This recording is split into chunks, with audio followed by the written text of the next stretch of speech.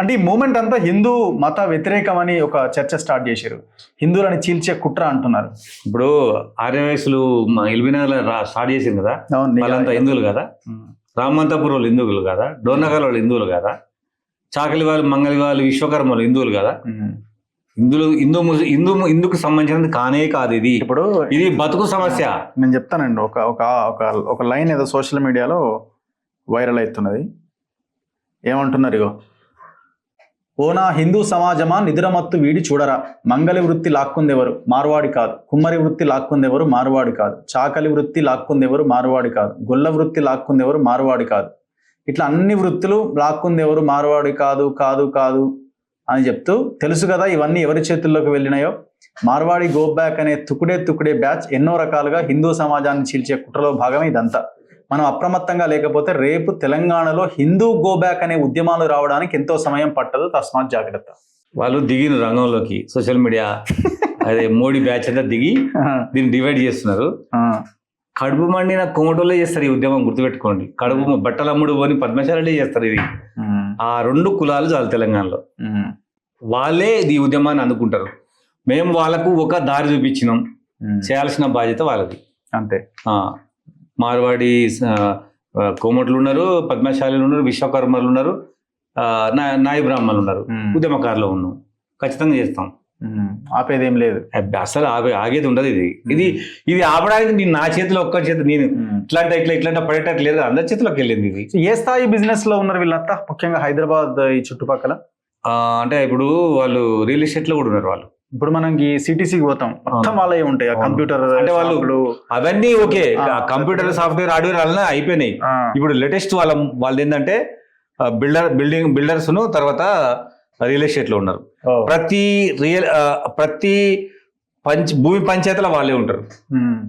రాసుకోవటం, పంపించడం, అగ్రిమెంట్ చేసుకోవడం, డబ్బులు ఇచ్చి పంపడం. ఇంకా వాళ్ళు రారిగా అదే పోద్ది ఇదే పోద్ది. అగ్రిమెంట్ చేయించుకొని తను రిజిస్టర్ చేయించుకొని దొంగతనంగా మొత్తం తెలంగాణని కుప్ప చేసిరు వాళ్ళు. ఇప్పుడు ఇంకొకటి వినిపిస్తుంది, రాబోయే రోజుల్లో ఇది నెమ్మదిగా పొలిటిసైజ్ అవుతుంది, ఆల్రెడీ స్టార్ట్ అయింది. ఇది లెఫ్ట్ వర్సెస్ రైట్ గా మారే అవకాశం ఉంది అని అంటున్నారు. లేదు, అట్లా మారకూడదు కదా, మారొద్దు. అది తెలంగాణ వృత్తి వ్యాపారులు వర్సెస్ ఈ మార్వాడి అనే లైన్లోనే ఉండాలి. అందుకోసమే చూడండి, మీరు ఇప్పుడు ఆమన్గల్లో ఎవరు ప్రేరేపించారు వాళ్ళే చేసుకోరు కదా. మరి కొల్లాపూర్లో వాళ్ళే చేసారు కదా, ఎల్బీనగర్లో వాళ్ళే చేసారుగా, రామంతపూర్లో చేసి ఇక్కడ పార్టీలో ఉన్నా చెప్పు. వాళ్ళకు ప్రత్యక్షంగా అనుభవాలు ఉన్నాయి కాబట్టి, ప్రత్యక్షంగా వాళ్ళు నష్టపోతారు కాబట్టి వైశ్యాసు దీని ముందు స్టెప్ వేస్తారు. మరి వాళ్ళు విభత్సమైన హిందువులు కదా, వాళ్ళు ఫండ్ చేయని రాజకీయ పార్టీ ఉంటుందా? వాళ్ళకు కోసం మాట్లాడిన వాళ్ళు లేరు కదా, వాళ్ళకు వ్యతిరేకంగా మాట్లాడుతున్నారు. బండి సంజయ్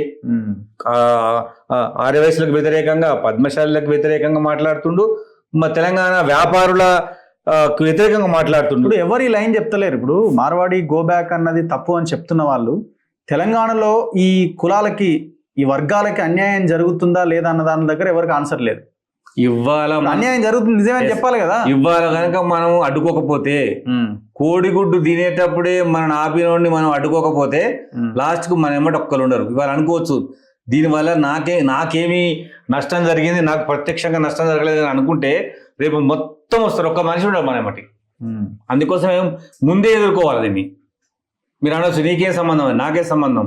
ఇవాళ ఆయన వచ్చి నన్ను కోడిగుడ్డు తినొద్దు అన్నాడు, నేను భయానికి ఆగిపోయినా.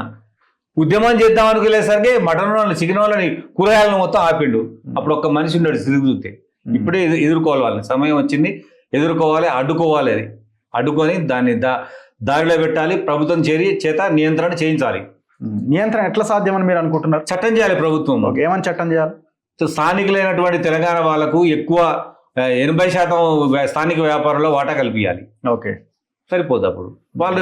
అప్పుడు రిటైల్ రంగంలో ఉంటారు, హోల్సేల్ రంగంలో ఉంటారు, మీరు రిటైల్ లో ఉంటారు. ఇప్పుడు బేగం బజార్ ఇదంతా వాళ్ళదే, గుజరాత్ బజార్ మొత్తం అంతా, షాపూర్ నగర్ కూడా వాళ్ళదే. హైదరాబాద్ లో అక్కడ క్యాస్ట్, మహేశ్వరి ఒక క్యాస్ట్, జైన్స్ ఒక్కేలి, సింధి ఒక్కేలి, అగర్వాల్ ఒక్కేలి మొత్తం ఆక్రమించేస్తాం వాళ్ళే. వాళ్ళు ఒక బిల్డింగ్ కట్టిరు అనుకోండి, ఇంకో కులానికి వాళ్ళు ఇవ్వరు, అలా రానియరు, కమ్యూనిటీలకు రానియరు. వాళ్ళే కట్టుకుంటారు, వాళ్ళే అమ్ముకుంటారు, వాళ్ళే ఉంటారు. అంతే. ఇంత వివక్షత చూపించినప్పుడు మరి మనం అడగమా? ఖచ్చితంగా అడుగుతాం కదా. తెలంగాణ ఎప్పుడు ప్రశ్నించే సమాజం, ఎప్పుడు ఉద్యమం జరుగుతుంది ఇక్కడ, అంతే. అన్యాయాలకు వ్యతిరేకంగా, ఆధిపత్యాలకు వ్యతిరేకంగా. అంటే ఇది ఈ మధ్య ఎక్కువైందా, గతంలో ఉన్నదేనా ఇప్పుడు? నివురుగా నిప్పు అక్కడక్కడ మాట్లాడుతూనే ఉన్నారు అందరూ.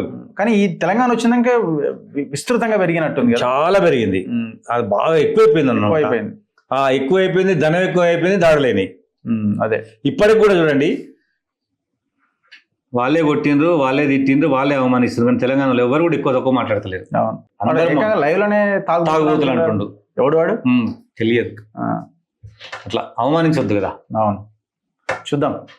All the best. Thank you అన్న.